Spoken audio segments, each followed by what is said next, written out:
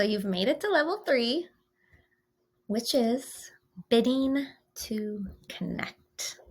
All right, so this is going to be a really awesome lesson today, but also the full module on bidding to connect. I recently did a webinar for the Gottman Institute, and as I was doing it, I was like, it's all about the bid. Like literally everything is about bidding and attempting to connect with our partner. Even the very first date, right? Or connection, whether it was, I swiped left or I pinged you or messaged you or winked at you or whatever you do these days, that is a bid. That's in the beginning. I'm trying to connect. I don't know what this is. Maybe I'm just trying to have a cup of coffee. Maybe I'm just trying to have a conversation, but I am bidding. I am trying to connect with this other person. So I am putting out a bid. I am putting out a request. I am trying to get attention from another. And usually to spend some kind of time doing something. If you have kids or dogs, constantly bidding, right? Dogs are constantly trying to get your attention. Mine is always wanting to get pet, taking his nose and hit my hand. I said his. I only have girls. My kids constantly saying my name, always needing and wanting something. So in our relationships, bidding is there too. Unfortunately, we tend to miss our partner's bids more than we miss other bids. And there's all kinds of reasons for that. We maybe stop becoming attuned to our partner's bids, meaning we're not really listening to them. We're not really hearing them. We might make assumptions as to what they actually need or want. And we might not be in that. There's so many things that start to happen. Distractions in time. Distractions increase, time decreases. So at the end of the day, the bid might end up looking like, did you do the dishes? Because I got nothing left. I got nothing to say, to do, to connect. Anytime I do try to talk about something, maybe it doesn't go well. There's a lot of conflict in there. So my bid to connect is, can you do something? Or like, why didn't you do the dishes might be my bid to connect. And I'm probably going to get, that's not going to go well when you ask the why question. Because really what you're trying to say is, I'm feeling overwhelmed that the dishes aren't done, or I'm feeling frustrated that the dishes aren't done. But instead we come out with, why didn't you, right? Okay, so let's put that to the side. Let's get back to bidding. So we got to work. We got to put in work. We have to bid. Like this level says it all. Bidding to connect. If I'm bidding to connect, my husband is bidding to connect, we are connecting. And we're accepting and we're turning towards those bids, then we're connecting. And we're connecting on probably all different types of levels. So we have a pretty, full relationship with romance and passion and quality time and fun time and joyful time and boring, stupid logistic time. If I am bidding and it doesn't go well, then I stop bidding. And then the same thing happens with my partner. And then he stops bidding. And nobody's bidding. Then we don't have the connection. We're not actually connecting. So then the bids do look like asks for tasks. Can you do this thing for me? And then that doesn't go well. And then the person doesn't do it. And then that just reinforces, see, they don't care about me. Because my bid to connect was for them to do something to show they care. And then they didn't do it. But that's not connecting. And even if they got up and did it, you would ask them to do something else because it wasn't the connection that you were looking for. So as we get more attached and involved and get these responsibilities in our relationship and have become, attachment injuries start to arise. So in the face of, or in, maybe our partner did not turn towards us and that didn't feel good. And instead of recognizing what was going on or talking about it with our partner, we just were like, "Ooh, okay, I probably can't do that again. That didn't feel good." So next time I might bid with some vagueness, right? So let's say I had tried to bid for sex and I was, in my mind, rejected. And I might have only like really kind of pawed at my partner a little bit in bed, like, no, that's my bid. I'm sure it would normally work, but first, for the sake for today, let's just say it didn't, and that hurt my feelings. So in my mind, I had made a bid. I got turned away from. So the next time I might be like, "Oh, I'm cold." It's like my bid for sex. It's like my favorite Gottman example. And what did my husband do?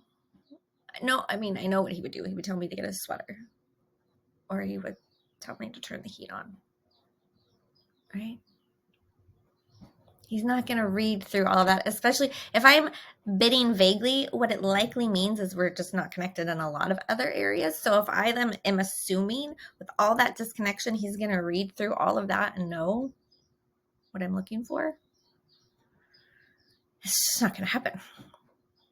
So there are multiple ways that we can bid and for things, right? So, and we want to be clear and even kind of add an intention if we can. So like, hey, I would love to, next Wednesday, it's my husband and I's special day together now. Next Wednesday, I would love for you and I to go meet with a financial planner and get, all of that stuff really lined up and in order, because I would like to just not have that on the back of my mind and in the worry. And I think it'd be good for us to kind of do that together. We're both driving it and we're both knowing everything that's going on. That would be really rad. I'd feel it'd be really connecting for me. That's a lot to say to somebody, sure, but I was clear. And as to why, instead of like, we really need to go do that thing, it's like I didn't give the intention. I didn't express any of the feelings that I might be having about it. And, and my bid might just also be like, hey, babe. And that's my, like, I'm trying to maybe have you come here, chat with you a little bit. Hey, babe, can you talk? Hey, babe, are you free? So how do you respond? Well, we can respond in multiple ways. The most, simply beautiful one would be like, yeah, babe, what's up? I'm coming in right now.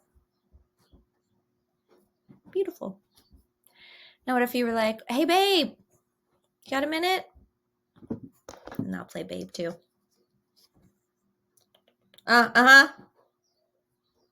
Distractions. So while that's not like actively negative and terrible and bad and awful, it's mindless. So we are like not being mindful of the fact that our partner is bidding and all else should stop, right? Now, if I'm on like a very important, work Zoom, I mean, I shouldn't be just in the middle of the living room, but if I'm in the middle of answering a pretty important email, I can say, hey, yeah, babe. Yeah, just give me 5 minutes. I'm wrapping up this email with Jim. Yeah, I know. Let me finish this. And then I'm all yours. Also beautiful. It is okay to say, give me a couple minutes. I hear you. You're important. Let me finish this. And then there's a third way, which, hey, babe, can you talk? And that could be like, no, I can't. Can't you see that I'm over here on my phone answering emails? I have to work, Okay. So the second and the third, mindless and then like actively turning against, are what is going to create or like no longer create the bidding, right? So the bidding will stop because that did not feel good. If my partner is like, mindlessly, like, and this has happened where I have seen him on like the couch or a chair on his phone, which is totally reasonable, people. I'm not saying that's not reasonable. But in my brain at the time, I was like, if I even try to connect with him, his phone is just more important. And then that's not going to feel good. So I'm just going to walk away. So I didn't even create the opportunity for connection. I made an assumption about how he would be based upon some old behavior potentially, but I made an assumption. And also, instead of even coming in, and if I got mindlessly turned away from, I am encouraging y'all to start to say, hey, I'm really trying to bid right now. Can we have, do you have a minute? You know, like using that language, I'm trying to bid right now, is it's not threatening, it's not aggressive, it's not attacking, it's not accusatory. And it actually happened to me after I told my husband when we moved to Seattle that Dr. Gottman was doing a town hall talk, which, come to find out, this is a talk he does once a year. So I was so excited. I had really just started on my, going down the path of getting, down the training of the Gottman method. And so I was like, oh my God, you have to come. This is like, who is my everything as far as like what I do in my work. So he came. It was great. And then the next day I was sitting on the couch watching TV, and he started talking to me, and I just totally ignored him 100%. And he goes, hey, hit the little couch. I'm trying to bid right now. Oh my God. I was like, why did I take you to see this guy? No, I stopped what I was doing. I turned off the TV and I turned towards him and I said, you're right. What's up? And then I don't remember after that. It's a very long time ago. But it was amazing that he was able to use the language, and it pulled me out. What he could have done is, got the ignoring and then just kind of walked away. And then that sits with him. Like, she doesn't even listen. She doesn't even care, right? Creates the negative schema, starts to get created. Or he could have been like aggressive and attacking and like, you never listen to me. Like, you don't even care. And then, of course, maybe he'll be like, you're always on TV. And I'd be like, dude, I never watch TV, right? That would be my first thing back. So those would have been negative. But because he was able to use the common language, because I messed up. I wasn't turning towards. I was completely being mindless. And he took that moment to state what he was doing. And that got my attention. Now, luckily I didn't go, so who cares? That's only for my clients, which I have done before. And I turned it off and I turned towards him. So it's really, really important to think about. And it might be, you might not be able to right away do this homework assignment, which is totally cool, but you might need to spend some couple days paying attention, right? What are the ways in which I bid to connect with my partner right now? What are the ways I think that my partner might bid with me? Do I think my partner turns toward me more often? Is there a lot of mindless? I'm assuming there's a ton of mindless turning away, or like half in it, right? And if we're half in it, we're really not listening. We're not taking in anything, which then is going to make a partner mad when something doesn't get done that was asked during that mindless turning towards. So take some time. Just pay attention. I want you to pay attention. I want you to be able to say things like, I'm trying to bid right now. But that is how we do anything with our partner. And like I said, vagueness is really important to remember. I just recently had a client say, well, I asked her what she was doing this weekend, and she said she was working. So I figured she didn't want to hang out with me. I was like, you didn't ask her to hang out with you. You asked her, what are you doing this weekend? So she might have been like, well, he's not even saying us. So, I guess I'll work. If you would have said, hey, I'd love to hang out with you on Saturday. Do you have time? Like, yes. More than likely, the answer is yes. But we need to be clear. I would like to do X with you because I want to whatever. What's my intention, right? Clarity. Be clear in what it is that you're bidding for. Be clear in the bid. recognize when you're mindless. Stop and don't be mindless anymore. Doesn't take that long, right? Be clear. And if you walk in on somebody doing some work, right, be respectful. Like, hey, I have something I want to talk to you about. I see that you're doing something. Is that going to, do you have a couple minutes in the next couple minutes, right? Because a lot of us are working from home now too. It is really important that we are mindful and respectful about other people's time and work, because what we might think they're just sitting there could be doing something else. So that we check in with that bid too can help, that we don't just come in and expect, well, I came in and everyone should stop and look up. And I mean, I'm in here. But that doesn't happen. And I don't think it's a fair ask all the time either.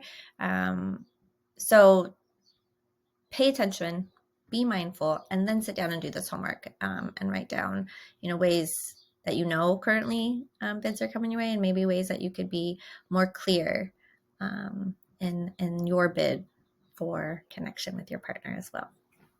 All right. Yeah.